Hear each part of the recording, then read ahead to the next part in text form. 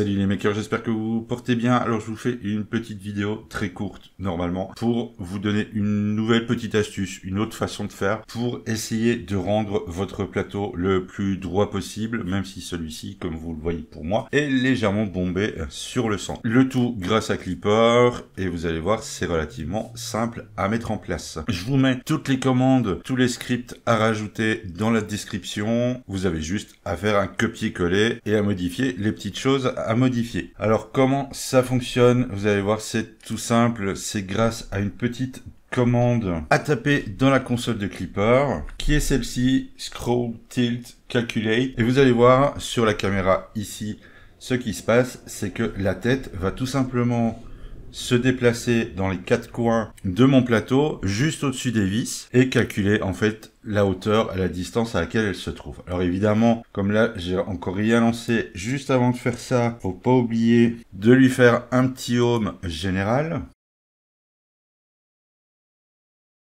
Et maintenant que le home est fait, on peut envoyer la commande qui est ici, et vous allez voir, hop, elle va se déplacer aux quatre coins.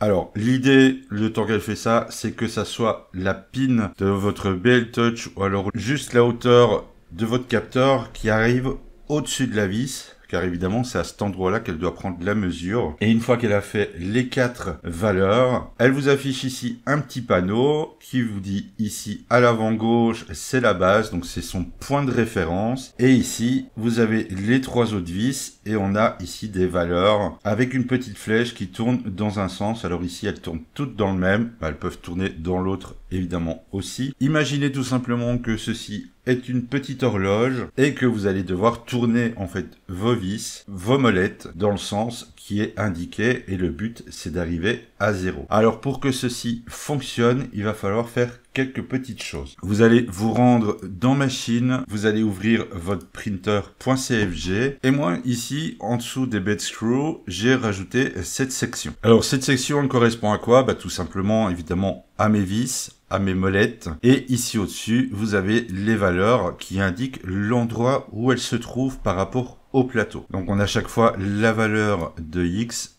et la valeur sur Y. Donc on a les deux à l'avant et les deux à l'arrière. On a une petite montée du Z en 10 avec une petite vitesse à 70. Évidemment pour vous les valeurs ici elles sont à modifier et je vais vous montrer vite fait comment les avoir. Alors pour avoir les valeurs de vos vis, donc en fait en gros c'est ici ça arrive à plus ou moins là. Le plus simple c'est d'utiliser évidemment l'écran. Alors vous pouvez utiliser peu importe l'écran à proximité, c'est vraiment le plus facile. Ici donc c'est le Sonic Pad, mais vous pouvez utiliser votre téléphone, votre tablette ou si vous avez un autre système avec un écran. Et on va venir ici dans Move. Et ce que je vais faire, c'est de faire un home du X et du Y. Voilà, comme ceci. Et il ne me reste plus que de revenir sur le déplacement et de faire bouger mes X et mon Y de telle manière à ce que la pique de votre capteur ou le bas de votre capteur, par exemple, sur ma tronc-ci, c'est un comme ceci, et bien que celui-ci corresponde en fait juste à la même hauteur que celui de la vis. Je vais essayer de le faire rapidement pour vous montrer. Elle était un petit peu trop loin. Voilà, c'est déjà un peu plus proche. Donc ça c'est ma première vis. Et je viens tout simplement repérer la valeur X en 65. Y55. Donc je le sais parce que j'ai mesuré, je sais que je suis trop loin en avant. Hop, voilà, comme ceci, et je suis juste au-dessus. Voilà, comme ça, c'est parfait. Et vous faites la même chose, évidemment, pour les 4 vis. Alors n'hésitez pas, un petit papier, avant gauche, avant droit, arrière droit, arrière gauche. Voilà. Ok, c'est bon, on a nos valeurs, on peut continuer. Du coup, nous avons maintenant nos valeurs. Je vous le répète, hop, on revient dans le printer et on place donc ici les valeurs qu'on a notées avec le petit avant gauche, le petit nom qui va bien juste en dessous. Vous faites évidemment sauvegarder et redémarrer. Après le redémarrage et après un home effectué, vous pouvez lancer cette commande. Et là, je vais essayer de la ramener un petit peu plus vers le 0. Là, encore une fois, pour faire les petites modifs au niveau des molettes, je vous conseille le petit papier parce que ça peut durer un petit moment. Je vous montre ici une petite photo pour la Creality.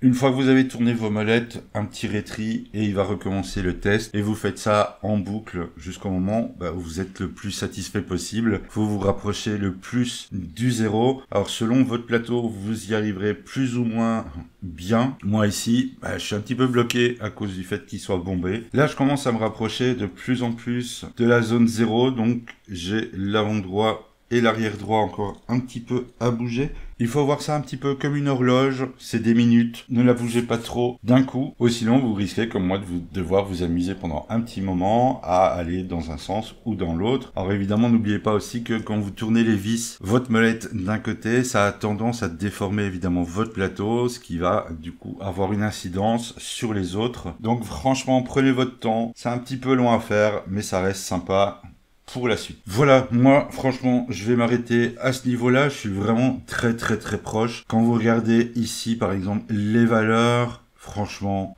c'est la marge de différence entre les points, elle est vraiment ridicule. Donc à partir de là je vais faire accepter. Ensuite, si vous voulez voir le résultat, il va falloir refaire votre maillage. On repart sur un home et une fois que celui-ci est fait, on va tout simplement relancer une calibration. Donc, c'est-à-dire que là, il va aller repalper tout mon plateau. Du coup, maintenant, on se retrouve tout simplement avec un plateau presque parfait. Et pour terminer, évidemment, on n'oublie pas, on sauvegarde la configuration. Et je vous dis à bientôt dans une prochaine vidéo.